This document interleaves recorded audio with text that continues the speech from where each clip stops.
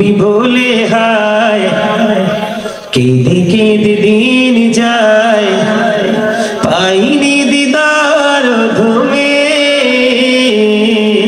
লাখো সালাম নবী লাখো সালাম কদমে নবী লাখো সালাম জোরে নবী নবী বলে হায় কেঁদে কেঁদে দিন যায় পাইনি দিদার ঘুমে লাখো সালাম কদমে নবী লাখো সালাম কদমে সোনার মদিনায় লুকিয়ে আছো গো দেখতে না পাই নয়নে ও গো দেখতে না পাই নয়নে দয়ারি নজরে চাও বলেন দয়ারি নজরে চাও গোলামের দেখা দাও বলেন দয়ারি নজরে চাও গোলামের দেখা দাও ধন্য করো জনমে লাখো সালাম কদমে নবী মোটামুটি একটু আইছে না এটা এনার্জি আইছে তো আইছে আইছে আলহামদুলিল্লাহ করো 100% চলে আসবে একটু পরে নবীজির জীবনী যেহেতু মাহফিলে আসছি হ্যাঁ নবীজি আমাদেরকে কি শিক্ষা দিয়েছেন খেয়াল করবেন বন্ধুরে আমার নবী আপনার নবী দু জাহানের বাদশা নবী রাহমাতাল লিল আলামিন নবী ইমামুল মুরসালিন নবী ওনার দরবারে বন্ধু একদিন এক ইহুদি এসেছে খেয়াল করেন একদিন এক ইহুদি এসেছে আমার আপনার প্রাণী নবীর কাছে বন্ধু দ্বীনের শিক্ষা নেওয়ার জন্য কি নেওয়ার জন্য খেয়াল করেন নবীজির আদর্শটা কেমন কি শিক্ষা নবীজির জীবন থেকে আমরা পেয়েছি বন্ধু ইহুদি যখন নবীজির ওই কদমে চলে আসলো নবীজির কাছ থেকে বন্ধু দ্বীন সম্পর্কে তথ্য জানার জন্য এই দৃশ্য যখন আমি জানতে পারলাম এই খবর যখন আমি জানতে পারলাম বন্ধু আশ্চর্য হয়ে গেলাম আমার নবী দ্বীনের শিক্ষাটাকে কেমন করে মূল্যায়ন করেছে এবং বাস্তবতাকেও তিনি প্রাধান্য দিয়েছে খেয়াল করবেন নবীজির শিক্ষা থেকে বন্ধু আপনি শুধু দ্বীনের শিক্ষায় শিক্ষিত হবেন দীক্ষিত হবেন এমনটি নয় রে আপনি আপনার বাস্তবতাকেও প্রাধান্য দিতে পারবেন তার সিমটম হলো বন্ধু এই দৃশ্য আমার নবীজির কাছে যখন আসলেন ওই ইহুদি নবীজি দ্বীন সম্পর্কে বন্ধু বয়ান দিচ্ছেন একটার পর একটা ইনস্ট্রাকশন দিচ্ছেন কিন্তু ওই অবস্থায় নবীজি দেখতে পাইলেন ওই ইহুদি একবার নবীজির দিকে তাকায় রে আর একবার তার ওই উটের দিকে তাকায় একবার আমার নবীজির দিকে তাকায় আর একবার ওই বন্ধু উটের দিকে তাকায় নবীজি তার দিকে খেয়াল করলেন নবীজি খেয়াল করে দেখলেন ওই ইহুদি এসেছেন নবীজির কাছে আপনারা গভীরভাবে খেয়াল করেন বন্ধু অত্যন্ত গভীরভাবে আমি অল্প সময়ের মধ্যে আলোচনা গুছিয়ে আপনাদেরকে নিয়ে প্রোগ্রাম আজকে শেষ করব আপনারা আমার দিকে তাকাবেন এবং গভীরভাবে খেয়াল করবেন নবীজি খেয়াল করলেন একবার ওই ইহুদি নবীজির দিকে তাকায় আর একবার ওই তার উটের দিকে তাকায় বন্ধু এই দৃশ্য দেখার পরে নবীজি বললেন যাও যাও যাও তুমি তোমার উটটাকে বেঁধে আসো জোরে জোরে কন্যা সুবহানাল্লাহ কি বুঝতে পারছেন নি নবীজির কাছে যখন দ্বীনের শিক্ষা নিতে আসলেন তার ওটটা বন্ধু ছাড়া ছিল কি ছিল তার ওটটা ছাড়া ছিল ওপেনিং করা ছিল এই কারণে সে একবার তার সম্পদের দিকে তাকায় আর একবার আমার আপনার প্রাণের নবীজির দিকে তাকায় এখন আপনি বলেন যখন নবীজির দিকে তাকাবে তখন এর কথাটা বুঝবে কিন্তু যখন ওটের দিকে তাকাবে ওই কথা কিন্তু সে বুঝতে পারবে এই জন্য নবীজি বলেছে, যাও যাও যাও, তুমি তোমার ওটটাকে বেঁধে আর পড়ে আসো। বন্ধু, ওই ইহুদিরা ওটটা বেঁধে গেলেন, ওটটা বেঁধে বাঁধতে গেলেন। এটার কারণ হলো এখানে নবীজি দ্বীনের শিক্ষাকে মূল্যায়ন করেছে। কারণ ওটটা যদি বেঁধে রাখা হয়, এটার কোনো দিকে যাবে না। তোমার মানসিকতা কি থাকবে? স্থির জলসায় বসেছো, সেই জলসা থেকে তুমি সঠিক শিক্ষাটা মনোযোগ দিয়ে নিতে পারবা। এই জন্য একটা ডাক দিয়ে বললেন নবীজি, তুমি তোমার ওটটাকে বেঁধে আসো। এটা হলো বাস্তবতা, তার সম্পদ। কথা বলেন না কেন? এটা হলো বাস্তবতা বন্ধু, তার সম্পদ। আপনারা জানেন না, ওই তৎকালীন সময়ে মরুচারীদের জন্য বিশাল একটা বড় সম্পদ ছিল বন্ধু। এটা তাদের জীবন জীবিকায় উত্তম গুরুত্বপূর্ণ ভূমিকা রাখতো। এই জন্য আমার নবীজি ডাক দিয়ে বললেন, তুমি তোমার ওটটাকে বেঁধে আসো।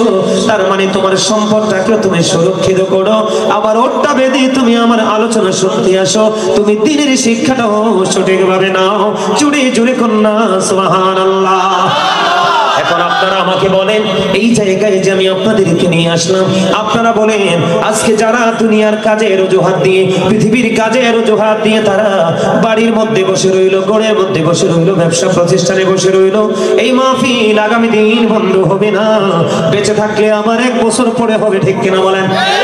আপনারা বলেন, তারা কি সুন্নিয়ত করেছে? কারণ তারা আজকের দিনেও তাদের এই সম্পদকে মূল্যায়ন করেছে। ও বন্ধু, পৃথিবীকে আপন করে নিয়েছে।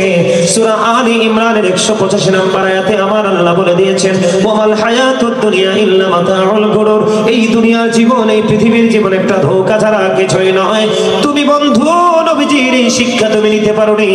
সম্পদকে সম্পদের মতো করে সেটিং দাও, আর দ্বীনের শিক্ষাকে শিক্ষার মতো করে ধারণ করো, আর গোলামিকে গোলামের মতো করে করো। জোরে জোরে কন্যা সুবহানাল্লাহ। এই শিক্ষাটা খুব চমৎকার ভাবে দিলেন না নবীজি? কথা বলেন, এটা অত্যন্ত মধুর না? টেকনিকটা আপনি খেয়াল করেছেন? তাও কাকে দিয়েছেন? বেঈমানকে। কাকে? আপনি আমি তো বকা দিয়ে ফেলি।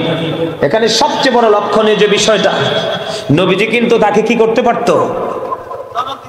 ধমক দিতে পারবো, ধমক দিতে পারতো। কিন্তু আমার নবী তাকে কি করে নাই? ধমক দেয় নাই, তার প্রতি বিরক্ত হয় নাই, তার প্রতি আমার নবী সর্বোচ্চ সফটনেস কাজ করেছে, ঠিক কিনা বলেন? তাহলে আমি আমার নবীজির শিক্ষা থেকে, নবীজির জীবনী থেকে ফার্স্ট টাইম আজকের মাহফিল থেকে প্রথম কি শিক্ষা নিলাম? কেউ যদি অমনোযোগী হয়, আমি তাকে বকা দিতে পারবো? সে কেন অমনোযোগী হয়েছে আমাকে সেটা আগে আইডেন্টিফাই করতে হবে। কি করতে হবে? সে কেন বিচলিত, সে কেন অমনোযোগী, আমাকে সেই দিকে খেয়াল করতে হবে। তার যেই কারণে তার অমনোযোগী হয়েছে, আমি সেই জায়গাটাতে যদি টাচ করতে পারি, তাহলে তার মানসিকতা, তার দৃষ্টি আমার দিকে আমি নিয়ে আসতে পারবো। আওয়াজ তুলে কোন সুবহানাল্লাহ। আজকে এটাকে শিক্ষা করে জীবনের জন্য নিয়ে যাবেন তো? এটাকে শিক্ষা হিসাবে নিয়ে যাবেন তো? আপনার আমার প্রাণের নবী কি? শ্রেষ্ঠ সত্যবাদী। নবীজির কথায় কোনো গলত। যদি কেউ মনে করে এই কথার মধ্যে সরিষা পরিমাণ সন্দেহ করে, তার ঈমান চলে যাবে। সুবহানাল্লাহ বলেন। বন্ধুরে আমার, এবার আসেন বন্ধু, এবার আসেন আমি আপনাদেরকে বলি, সাদ বিন মুআয রাদিয়াল্লাহু তাআলা আনহু প্রতিদিন আপনার আমার প্রাণের নবীর পিছনে বন্ধু তিনি নামাজ আদায় করতেন। নামাজ কে করতেন? সাদ বিন মুআয। খেয়াল করেন, খেয়াল করেন বন্ধু, খেয়াল করেন। আমার আপনার বন্ধু পশ্চিম দেওয়াননগর, এটা পশ্চিম দেওয়াননগর না? পশ্চিম দেওয়াননগর মৌলভীপাড়া, জায়গার নাম মৌলভীপাড়া। মৌলভীপাড়ার আমার ভাই, আমার বাবা গো, আমি আমার মা বোনদেরকে ডেকে ডেকে বলবো, জানালা খুলে শোনো, আমার নবী কেমন নবী ছিল। সাদ বিন মুআয রাদিয়াল্লাহু তাআলা প্রতিদিন আমার নবীর পিছনে ইশারের নামাজ পড়তেন। পড়ার পরে তিনি ওনার গোত্রে চলে যেতেন। ওনার গোত্রে গিয়ে তিনি বন্ধু আবার ইশারের জামাত ইমাম হয়ে পড়াতেন। সুবহানাল্লাহ বলেন না? নিজের নবীজির পিছনে মুসল্লি, কি নবীজির পিছনে মুসল্লি, তিনি চলে যাইতেন কোথায়? ওনার গোত্রে, ওনার এলাকায়, ওনার গোত্রে গিয়ে বন্ধু তিনি ইমাম হয়ে যেতেন। ইমাম হয়ে যেতেন যখন তিনি নামাজ পড়াতেন অনেক লম্বা কেরাত ধরে। অনেক লম্বা কেরাত দিয়ে তিনি নামাজ পড়াতেন। একদিন যখন প্রতিদিন এই লম্বা কেরাত দিয়ে নামাজ পড়ান, তখন একদিন ওখানে একজন খেজুর বাগানের মালিক, তিনি ওখানে বন্ধু নামাজ পড়লেন।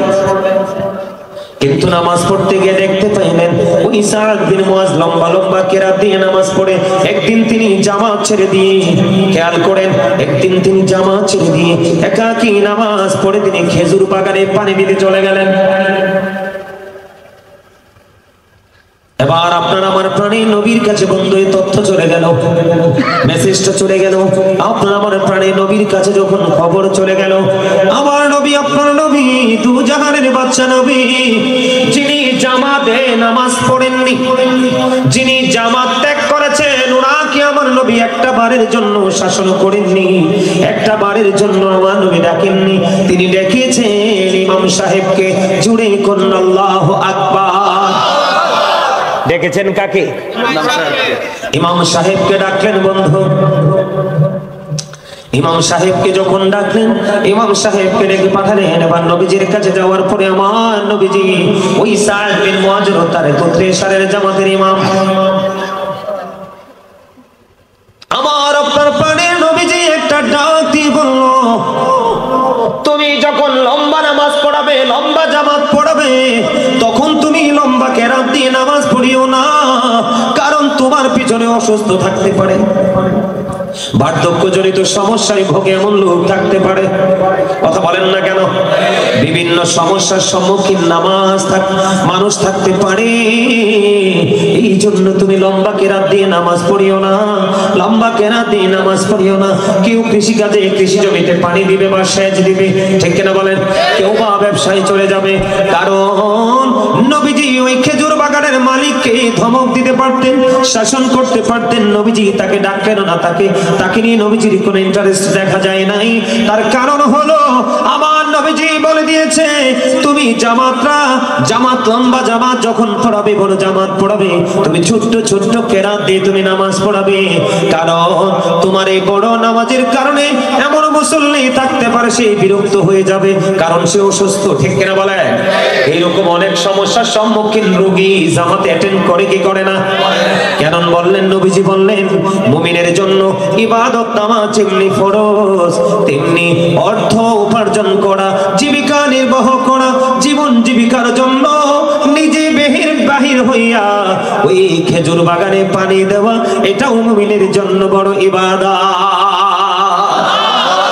এখানে কে বুঝতে পেরেছেন? এখানে বাস্তব কথা হলো, খেজুর বাগানের মালিক খেজুর বাগানে যদি পানি না দেয়, তার বিশাল সম্পদ নষ্ট হয়ে যাবে। কি হয়ে যাবে? নষ্ট হয়ে যাবে। পৃথিবীর মানুষ ক্ষুধার যন্ত্রণা ভোগ করবে, পৃথিবীর মানুষ অর্থনৈতিক বিপর্যয় ডেকে আনবে। এই যদি খেজুর বাগানে খেজুর হয়, এটা বন্ধু এত বড় একটা নিয়ামত, এটা আপনার সুস্থ থাকার জন্য বড় গুরুত্বপূর্ণ ভূমিকা রাখে খেজুর। বন্ধুরে আমার, আপনি যদি সুস্থ থাকতে চান, আমার দিকে তাকান, আপনি যদি সুস্থ থাকতে চান, বেশি বেশি করে জমজমের পানি খাবেন।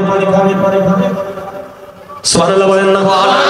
আপনি যদি সুস্থ থাকতে চান, জৈতুনের তেল খাবেন অথবা মেসেজ করবেন। আপনি যদি সুস্থ থাকতে চান, বেশি বেশি করে খেজুর খাবেন। আপনি যদি সুস্থ থাকতে চান, আপনি কালো জিরা বেশি বেশি করে খাবেন। আমার নবীজি বলেছে, সপ্তাহে 3 দিন, কয়দিন? অথবা মাসে 3 দিন, কয়দিন? 3 দিন বা আরো বেশি বা আরো কম, সকালবেলা খালি পেটে যদি বন্ধু পিওর মধু যদি তুমি একটুখানি খেতে পারো, আমার নবীজি জানিয়ে দিয়েছে, যিনি ওই ধারাবাহিকভাবে মধু খাবে, আমার নবীজি বলেছেন তার বডিতে কোনো বড় রোগ কোনোদিন বাসা বাঁধতে পারবে না। আমি এই কারণে এই কথাগুলো বলে ফেললাম, কারণ খেজুর যেহেতু আমাদের জীবনের একটা বন্ধু, বিশেষ করে রমজান মাসে খেজুর নবীজির হাদিস অনুযায়ী আমার নবীজি বলেছেন, তোমরা খেজুর দিয়ে ইফতার করো। এই জন্য আমার নবীজি বলেছেন, শুধু তুমি নামাজ দিয়ে পড়া থাকলে চলবে না। বুঝে নেন, এই জন্য আহলুস সুন্নাত ওয়াল জামাতের আকীদার মানুষেরা, আলেমেরা আমাদের দেশে অনেক গাট্টি নিয়ে ঘোরাফেরা করে, আছে না নাই? কথা কয় না কেন? আছে না নাই? ঘোরাফেরা করে না? বউয়ের খবর নাই, বাচ্চার খবর নাই, মা বাবার খবর নাই, তার উপরে অনেক হক আছে আদায় করতে হবে, সেটা সে জানে না, কারণ সে তো নবীকে ভালোবাসে না। নবীকে যদি ভালোবাসতো তাহলে নবীর আদর্শই তার জীবনে কি হয়ে যেত, প্রতিষ্ঠিত হয়ে যেত। ঠিক কিনা বলে? আমার নবীজি সাদ বিন মুআজকে ডেকে বলে দিলেন, দেখেন আমরা হইলে কি করলাম, বলে মুসল্লি ধরে পিটাইলাম, বলে কথা কয় না কেন, যে তুই তো জামাতে পড়স নাই, আবার আরেকজনের কাছে গিয়ে বিচার দিয়েছিস, তোকে পিটানো দরকার। কিন্তু আমার নবীর থিঙ্কিং, আমার নবীজির চিন্তা, আমার নবীজির ভাবনা, আমার নবীজি আমলকে আমলের জায়গায় রেখেছেন। বাস্তবতা হলো তুমি বাঁচলে না আমল কর্তা, তুমি বাঁচার জন্য তোমার জীবনে অর্থ লাগবে, খাবার লাগবে। ওই তৎকালীন সময়ে বন্ধু খেজুরের গুরুত্ব ছিল অপরিসীম। এই প্রজন্মেও বন্ধু খেজুর হয়ে গেছে গরিবের জন্য সোনার হরিণ। ঠিক তোমার ভুল বলছি নাকি? আপনি খেজুর কিনতে চাইছেন, দাম শুনলে চলে আসবেন ফিরে। এই জন্য আপনাকে নবীজি দেখেন, আমার নবীটা কেমন নবী। আমার নবী বলেছেন অবস্থার উপর ভিত্তি করে তুমি আমল করো, বড় করে করো। অবস্থার উপর ভিত্তি করে তুমি এটাকে স্মল করে দাও, ছোট করে দাও। আবার তুমি তোমার জীবন জীবিকার জন্য ছুটে চলো, জোরে জোরে কন্যা সুবহানাল্লাহ। আমার নবীজির জীবনী থেকে শিক্ষা বন্ধু আমার দিয়ে তাকান। আমাদের মধ্যে আদর্শবাই শিক্ষা নাই, এই কারণে আমাদের এই সমস্যা। এদিকে তাকান। আমার নবীজি এক সাহাবীকে অসুস্থ হলো দেখতে গেল, খেয়াল করেন নবীজির জীবনী থেকে শিক্ষা নিয়ে যান। অসুস্থ সাহাবীকে যখন দেখতে গেলেন, দেখতে যাওয়ার পরে ওই সাহাবী ডাক দিয়ে বললেন, ইয়া রাসূলুল্লাহ, ইয়া হাবিবাল্লাহ, নবী গো, ও প্রাণের নবী, আমার যে সম্পদ আছে আমি সব সম্পদ আল্লাহর সন্তুষ্টির জন্য খরচ করে দিব। আমার নবীজি বললেন না, নিষেধ করে দিলেন। দ্বিতীয়বার বললেন, ইয়া রাসূলুল্লাহ, তাহলে আমি অর্ধেক খরচ করে ফেলবো। আমার নবীজি বললেন না না, অর্ধেকও খরচ করা যাবে না। তৃতীয়বার বললেন, ইয়া রাসূলুল্লাহ, ইয়া হাবিবাল্লাহ, নবী গো, ও প্রাণের নবী, তাহলে 1/3 দিয়ে দিব, তার মানে 3/1 নবীজি বললেন, হ্যাঁ এটা করা যেতে পারে, এটা তুমি করতে পারো। সবগুলো দাও এটা তো না, অর্ধেক দাও সেটা তো না, 3/1 দাও এটাতে হ্যাঁ। এটার কারণ কি? এটার কারণ হলো বন্ধু আমার নবী কেমন শিক্ষক, কেমন নবী, কেমন আদর্শ আমাদের জন্য রেখে গেছেন, খেয়াল করেন। আমার নবীজি বললেন, তুমি যদি সবগুলো দান করে দাও তাহলে তুমি মরার পরে তোমার সন্তান মিসকিন হয়ে যাবে। কে হয়ে যাবে? তোমার সন্তান মিসকিন হয়ে যাবে। তুমি যদি অর্ধেক দান করে দাও, কিছু সম্পদ রেখে যাও, তাহলে তোমার সন্তান ফকির হয়ে যাবে। যার অল্প পরিমাণ সম্পদ আছে তাকে বলা হয় ফকির, আর যার একেবারে কিছু নেই তাকে বলা হয় মিসকিন বা দুস্থ। বন্ধুরে আমার, দেখেন আমার নবীজির শিক্ষাটা কেমন। এই জন্য তুমি সবটাও দান করো না, অর্ধেকও দান করো না, 3/1 দান করে দাও। তার কারণ হলো তুমি চলে যাওয়ার পরে তোমার সন্তান যেন কারো কাছে ভিক্ষুকের মতো হাত পাততে না হয়। তুমি তোমার সন্তানকেও সম্পদ দিয়ে যাও। এখন আপনার সন্তানকে সম্পদ দিতে হলে, আপনার জীবন জীবিকা চালাইতে হলে, খেজুর বাগান যার আছে খেজুর বাগান করা লাগবে। কথা কয় না? সব খেতে কি সবজি হয়? যার সবজি বাগান আছে তাকে সবজি বাগানেই কাজ করতে হবে। কথা কন না কেন? যার মাছের ফিশারি আছে, মাছের ঘের আছে, তাকে মাছের ফিশারিতে কাজ করতে হবে। কথা বলে না? যার সরিষা বাইন দেওয়ার, সরিষা তৈরি করার জমি আছে, সরিষা বাইন দিতে হবে। যার গম করার ক্ষমতা আছে, গম করতে হবে। বিশেষ করে বাংলাদেশে খাবারের চাহিদা মিটায় ধান। আপনার যদি জমিতে ধান চাষ করার উপযোগী হয়, আপনাকে ধান চাষও করতে হবে। কোন ইমাম সাহেব এসে আপনাকে বলতে পারবে না, তুমি একা একা কেন নামাজটা পড়লা, তুমি কেন জামাত পড়নি। কারণ সে তো নামাজ ছাড়ে নাই, হয়তো সওয়াব কম হয়েছে। কারণ আমার নবী বলেছেন, মুমিনের সব কিছু ইবাদত, মুমিনের কোনো কিছুকেই ছোট করা যাবে না। বিশেষ করে কৃষকদেরকে কোনোভাবে ছোট করা যাবে না, বরং বাংলাদেশের কৃষকটা হলো শ্রেষ্ঠ সন্তান। কথা কন না কেন? আমার কথা কি রাগ হোক না? আমার নবীর শিক্ষার মধ্যে আমলও আছে, বাস্তবতাও আছে। আপনি বাস্তবতাকে অস্বীকার করলে চলবেন কিভাবে, বাঁচবেন কিভাবে? আপনার বাঁচা চলাটাই তো মুশকিল হয়ে যাবে, ঠিক না ঠিক? তাহলে কি বোঝা যায় নবী কি শিক্ষা দিলেন? এবার আসেন বলো হুজুর 1/3 কেন দান করব? এটার তো নিশ্চয়ই একটা রহস্য আছে। আব্দুল্লাহ ইবনে মাসউদ রাদিয়াল্লাহু তাআলা আনহু থেকে বর্ণিত হাদিস খানে এসেছে বন্ধু বুখারী এবং মুসলিম শরীফের মধ্যে। আপনার আমার প্রাণের নবীজি সাহাবায়ে কেরামদেরকে আজকে আমি যেমনি আপনাদেরকে বুঝাইছি ঠিক তেমনি ভাবে, তবে এই পরিবেশে এরকম পরিবেশ তৎকালীন সময় ছিল না। আমার নবীজি সাহাবায়ে কেরামদেরকে বলতে লাগলেন, সাহাবীরা রে, ও সাহাবীরা, তোমাদের মধ্যে কে আছো রে নিজের সম্পদের চাইতে ওয়ারিসের সম্পদ বেশি পছন্দ করো? ইয়া রাসূলুল্লাহ, ইয়া হাবিবাল্লাহ, নবী গো, আমাদের মধ্যে এমন কেউ নাই যে নিজের সম্পদের চাইতে ওয়ারিসের সম্পদ বেশি পছন্দ করে। এবার আমার নবীজি বললেন, যা তুমি পৃথিবীতে রেখে যাবে মৃত্যুর পরে, ও বন্ধু, সেইগুলো হয়ে যাবে তোমার ওয়ারিসের সম্পদ। আর যা তুমি মৃত্যুর আগে দান করে যাবে এগুলোই হলো মূলত তোমার সম্পদ। এই জন্য তোমার সম্পদ তুমি পুঁজি করো, বৈধভাবে উপার্জন করে তুমি তোমার সন্তানকেও সম্পদ দিয়ে যাও। সুবহানাল্লাহ। ওয়াজটা বুঝি মজা লাগে না? লাগে? এগুলো আগে ওয়াজটা শোনেন নাই? এই ওয়াজগুলো না শোনেন নাই? উনি সঠিক কথা বলছে, এটাই সত্য নাকি সত্য? আর যদি শোনেন কেউ হয়তো বা আমার আলোচনা থেকে শুনেছেন। কি চমৎকার শিক্ষা না? জি। আপনি সন্তানের জন্য রেখে যান, আবার আপনি চলে গেলে যদি আপনার সম্পদ আপনার জন্য হাদিয়া তোফা না পাঠায়, এই জন্য আপনি মরার আগে আপনি আপনারটা রেডি করে ওপারে যান। চমৎকার সিদ্ধান্ত। জোরে বলেন সুবহানাল্লাহ। আর জোরে আরে মহব্বতে। তোরা চাষনি কিছু কারো কাছে খোদার মদদ ছাড়া, অন্যের ওপর ভরসা ছেড়ে নিজের পায়ে দাঁড়া। বুঝবেন কথাগুলো? অনেকে কিন্তু নিজের পায়ে দাঁড়াতে পারে না, তার মানে নিজের আমল নিজে করতে পারে না। এটার কারণ কি জানেন? এটার কারণ হলো Satan is the eternal enemy of the believers. ইন্না শাইতানা লাকুম আদুউন ফাত্তাখিযুহু আদুওয়া। শয়তান আমাদের প্রকাশ্য শত্রু, আল্লাহ তাকে শত্রু হিসেবে গণ্য করতে বলেছে।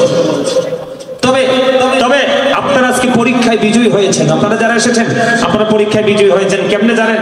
এখন কিন্তু বন্দুকের যুদ্ধের দিন নাই, এখন হচ্ছে রুহের যুদ্ধের দিন, আত্মার যুদ্ধের দিন। আপনারা আজকে যুদ্ধে বিজয়ী হয়েছেন। সুবহানাল্লাহ বলেন। কেমন আল্লাহর কথার সাথে আপনাদের উপস্থিতির বাস্তবতা মিল আছে? আমার আল্লাহ কি বলেছেন? ইন্না কাইদা শাইতানি কানা দাঈফা। আল্লাহ বলেছেন শয়তান ডিসিপশন ইজ ভেরি উইক। আওয়াজ তুলে কন্না সুবহানাল্লাহ। আর যারা বলেন না সুবহানাল্লাহ। আর একটু মহব্বতে। আপনি আউলা ওয়ালা মারা নবী সবসে বালা ওয়ালা सबसे औला वाला हमारा नबी सबसे वाला वाला अपनी मौला का प्यारा हमारा नबी, अपनी मौला का प्यारा हमारा नबी, दोनों आलम का दुल्हा हमारा नबी सबसे औला वाला हमारा नबी सबसे वाला वाला नबी। মজা না? আলা হযরত কি এমনি বলছে, আল্লাহর জবান কি দেখে দেখেই তিনি কলম ধরেছে। যেরকম সুবহানাল্লাহ। আরে আরে জোরে সুবহানাল্লাহ। আলা হযরত শুধু এখানেই ক্ষান্ত নয়, তিনি আরো কি বলেছে জানেন? বলবো? আরে জোরে বলেন। খালিক কুল্লি আপকো মালিক কুল বনা দিয়া, दोनों जहां है आपके को बुझाए इख्तियार में। मरहबा। আল্লাহ কুল কায়নাতের মালিক, কুল কায়নাতের মালিক। মালিকানা দিয়েছে নবীজির হাতে। আল্লাহ কয় হাবিব আমি মালিক, কিন্তু মালিকানা দিয়ে দিলাম, পাওয়ার অফ অ্যাটর্নি আপনার কাছে। আওয়াজ করে কোন সুবহানাল্লাহ। কার কাছে? রাসূলের কাছে। দোনো জাহান है अब की कब्जा इख्तियार में, दोनों জাহান রাসূলের ইচ্ছার উপর ছেড়ে দিয়েছে। সেই নবীর উম্মত আমরা। I am very successful person, কারণ আমি আখির নবীর উম্মত। 1,24,000 নবী রাসূল আল্লাহ সৃষ্টি করেছেন, এর মধ্যে 8 জনকে আল্লাহ স্বর্গীয় উপাধি দিয়েছেন। কয়জনকে? একজন হলো আদম সফিউল্লাহ। আদম has been forgiven by Allah. Nuh Najiullah. Nuh was saved by Allah. Allahu Akbar. আর যারা বলেন আল্লাহু আকবার। Ibrahim is the friend of Allah. Ismail is to sacrifice to Allah. Subhanallah বলেন না কেন? Ibrahim Khalilullah, Ismail Jabiullah. David is the viceroy of Allah. মারহাবা বলেন না? Musa spoke to Allah. Musa Kalimullah. Isa Ruhullah. Jesus is the spirit of Allah. Allahu Akbar বলেন না? শ্রেষ্ঠ যেটা হলো মুহাম্মদ রাসূলুল্লাহ সাল্লাল্লাহু আলাইহি ওয়াসাল্লাম ইজ দ্য মেসেঞ্জার অফ আল্লাহ। আওয়াজ করে কন্না সুবহানাল্লাহ। কোন নবীর নাম জান্নাতে তওবা নামের গাছের পাতায় নাই, আছে? জান্নাতে রোমে রোমে কোন নবীর নাম নাই, আমার নবীর নাম আছে, তার মানে এটা চিরস্থায়ী। সুবহানাল্লাহ। হুর গেলমানের কপাল এবং সিনায় আমার নবী সরকারে দো জাহান নাম। সুবহানাল্লাহ। ফেরেশতাদের গলায় ঝোলানো আমার নবীজির নাম মোবারক। সুবহানাল্লাহ বলেন। সেই নবীটাকে পেয়ে যদি আদর্শ হিসাবে নিতে না পারি আমরা, তাহলে আমরা কি ব্যর্থ না?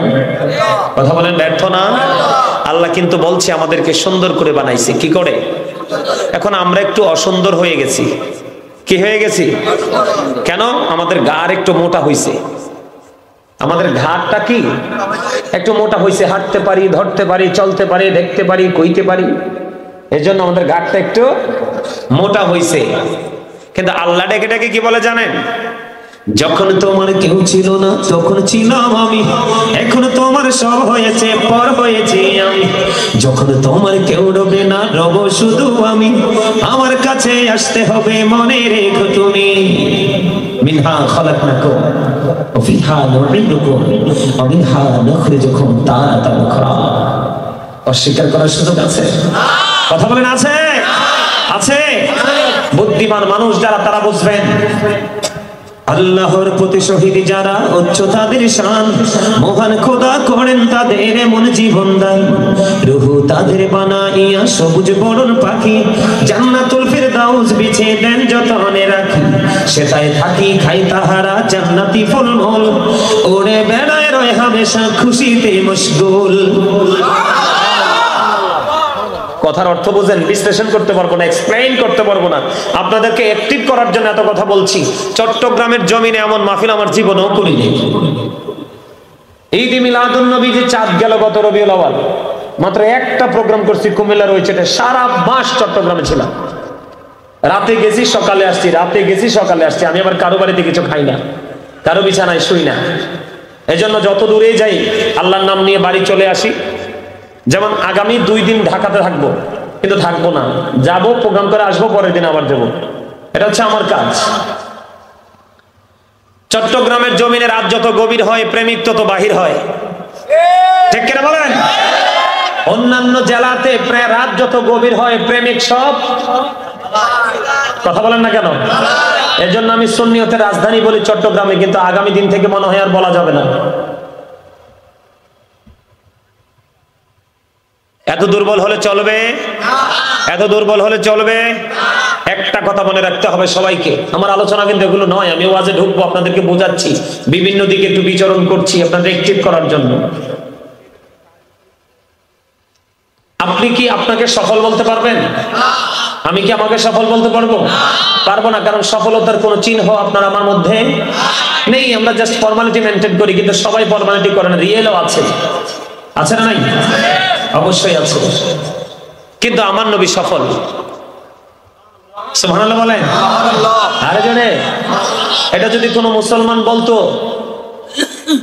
বেশি খুশি হতাম, কিন্তু এই বক্তব্যটা দিয়েছি ইহুদি, আমি এই জন্য আরো বেশি খুশি হয়েছি। কারণ মুসলমান বললে তো বলতো যে তারা নবীর কথা তারা কয়, তাদের প্রফিটকে নিয়ে তারা কি করে আলোচনা করে। কিন্তু আমার নবী সম্পর্কে বেঈমান কাফেররা বক্তব্য দিয়েছে। হযরত মুহাম্মদ সাল্লাল্লাহু আলাইহি সাল্লাম was born in a country. His father's name was Abdullah. His mother's name was Amina. His father died before he was born. He lost his mother in his childhood. He was very truthful. আওয়াজ তুলে বলেন আল্লাহু আকবার। আপনারা আমার প্রাণের নবী ছিলেন শ্রেষ্ঠ সত্যবাদী।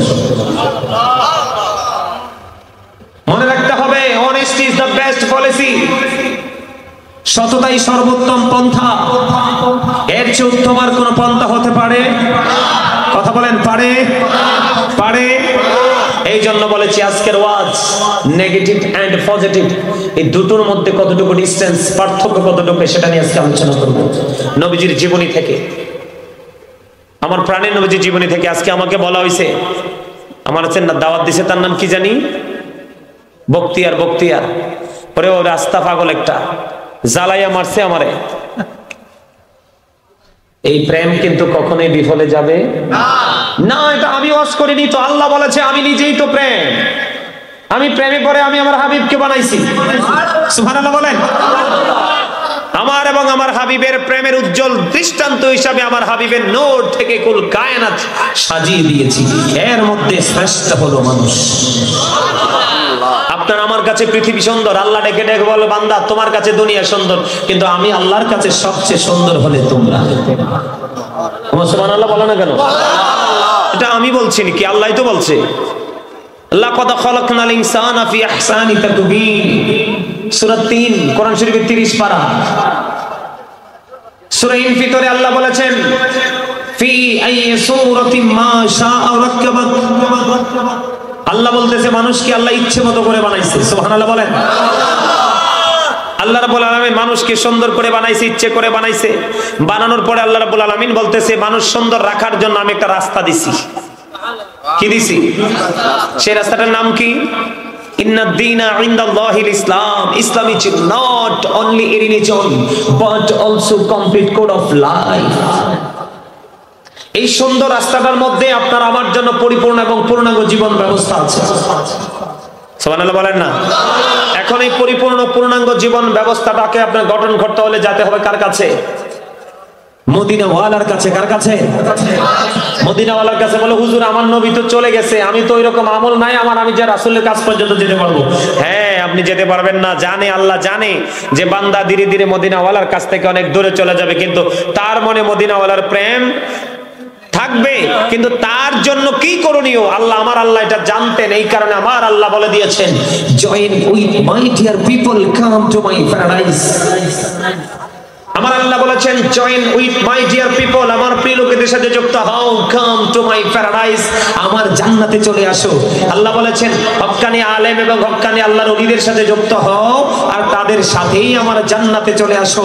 আল্লাহর কোরআন বলে ফাদখুলি ফি ইবাদি ওয়াদখুলি জান্নাতি। জোরে কন্না সুবহানাল্লাহ। হক্কানি আলেমদেরকে ভালোবাসা আপনাদের মতো সাধারণ মানুষের জন্য জান্নাতের দলিল। দলিল দিয়েছে কে? আরো জোরে বলেন না, দিয়েছে কে? আরো জোরে বলে। আপনি যদি তাদের সাথে প্রেমের ডুরি লাগাতে পারেন তাহলে আপনার জীবন পুরো নগণ্য জীবনটা পুরো ধন্য হয়ে যাবে, শূন্য জীবনটা পরিপূর্ণ হয়ে যাবে। Behold, verily the friends of Allah have nothing to fear or to regret. We are your protecting friends in the life of the world and in the hereafter. কি চমৎকার! আমরাই তোমাদের বন্ধু দুনিয়ার জীবনে এবং পরকালের জীবনে। আল্লাহ বলেছেন behold, verily the friends of Allah have nothing to fear. আল্লাহ বলেছেন আল্লাহ ইন্না আউলিয়া আল্লাহি লা খাউফুন আলাইহিম ওয়া লা হুম ইয়াহজানুন। আল্লাহ বলেছেন behold, verily the friends of Allah have nothing to fear or to regret. আল্লাহর বন্ধুদের কোনো ভয় নেই, দুঃখ নেই, চিন্তা নেই, or to regret, তারা পরকালেও চ্যাম্পিয়ন। আওয়াজ তোলে তোলে বলেন সুবহানাল্লাহ। তাহলে হক্কানি আলেম এবং ওলিদের সংস্পর্শে গেলে লাভ না লস? আর জোরে বলেন লাভ না লস? বেশি বেশি লাভ না? আল্লাহ বলেছেন we are your protecting friends in the life of the world and in the hereafter nahnu awliyaukum fil hayatid dunya wa fil akhirah। আল্লাহ বলে দিয়েছেন আমাদেরকে আপনি যাকে ভালোবাসবেন সে আপনার বন্ধু দুনিয়ার জীবনে এবং পরকালের জীবনে, যদি সে হক্কানি আলেম অথবা হক্কানি আল্লাহর ওলি হয়। বলতেছে কে? আল্লাহ। আমি না তো, জবানটা আমার, কথাগুলো কার?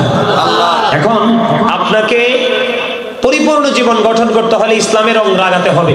আর ইসলামের রংটা আপনি লাগাবেন কি করে, সেই টেকনিক আছে কার কাছে? মদিনাওয়ালার কাছে।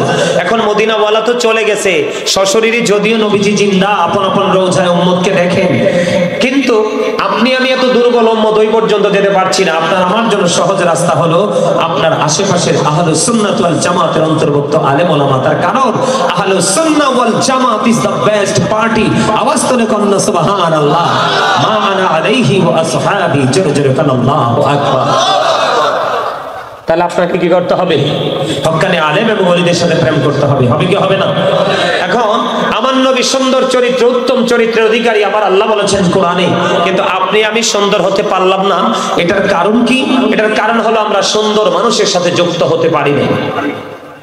সুন্দর মানুষটাকে আমরা আপন করে নিতে পারি নাই। পারছি? কথা বলেন পারছি? যেমন আমি আজকে নবীজির আদর্শ দিয়ে যদি কথা বলি, বন্ধু আমার দিকে তাকান, আমার আলোচনা আমি ঢুকতেছি কেন? আমি আজকে একটা আয়াত তেলাওয়াত করেছি, ইয়া আইয়ুহাল্লাযীনা আমানু কু আনফুসাকুম ওয়া আহলিকুম নারা। আল্লাহ বলেছেন O believers, save yourself and your families from the fire. আল্লাহ ঈমানদারদেরকে ডেকে বলেছেন তুমি জাহান্নাম থেকে বাঁচো এবং তোমার পরিবারকেও জাহান্নাম থেকে বাঁচাও। আমি আজকে আপনাদেরকে বাঁচানোর জন্য এসেছি। কিসের জন্য? কথা বলেন, কিসের জন্য? বাঁচানোর জন্য আসছি। আপনারা কি বাঁচতে চান নাকি মরতে চান? বাঁচার মতো বাঁচতে চান। কি করতে চান? কথা কয় না। আমি আমার ওয়াজে ঢোকার আগে আমি নবীজির শানে ছোট্ট একটা গজল গাইবো, গাইবেন? দেখি আপনাদের কনফিডেন্সটা কেমন। গাইবেন? হ্যাঁ বলবো? নবী নবী বলে হায় কেঁদে কেঁদে দিন যায়, পাইনি দিদার ধুমে, লাখো সালাম কদমে নবী, লাখো সালাম কদমে নবী, লাখো সালাম কদমে। কিরে তোর ফেড অসুখ? হ্যাঁ জল লাগে হাতের ফেডে অসুখ, এতে এমন ভাবে রয়েছে মনে হচ্ছে হামুক। হামুক দেখছেন এমনি? বৈশাখ মাসে বৃষ্টি হলে পানি হলে দেখেন দুইটা শিং বের করে হাঁটে গোল। শামুক চিনেন না? তা হাঁসের বাচ্চার প্রিয় খাবার, এবং ছোট থাকতে অনেক টোকাইছি জমিনে যাই যাই। শামুক দেখবেন, এদিকে তাকান, কি তোমরা কি কও? কক কক না না ওক ওক, আপনারা ওক বলেন, শামুককে কি বলেন? ওক। এটা দেখেন না? দেখবেন ওক যখন হাতে দুটা শিং বের হয়, মানুষের পায়ের শব্দ পাইলে দেখবেন এটা এমনি লাগে, একদম কি হয়ে যায়, বন্ধ হয়ে যায়। এটাকে একবার পিটাইয়া ভাঙ্গি হাঁসের বাচ্চারা খাওয়াইতে হয়, ঠিক না বলেন? এই অল্প কয়জন মানুষের মধ্যে যদি ওক মার্কা মুখ দেখা যায় তা হয়নি হয়। আরে বেটা কত প্রেমের গজল আমি ছাইরা দিলে তোরা দৌড়বি, দেখবি জান্নাতের বাগান পুরো প্রেমে বাগানে একবারে পরিপূর্ণ হয়ে যাবে। মনে হয় যেমন মৌচাকে মৌমাছি গুনগুন করে গান গাইছে, ঠিক না? সবাই আমি আমার সাথে সাথে তোমরা সবাই আমি ছেড়ে দিলে তোমরা ধরবা, একবারে সহজ, কথাগুলো কবি মধুর। নবী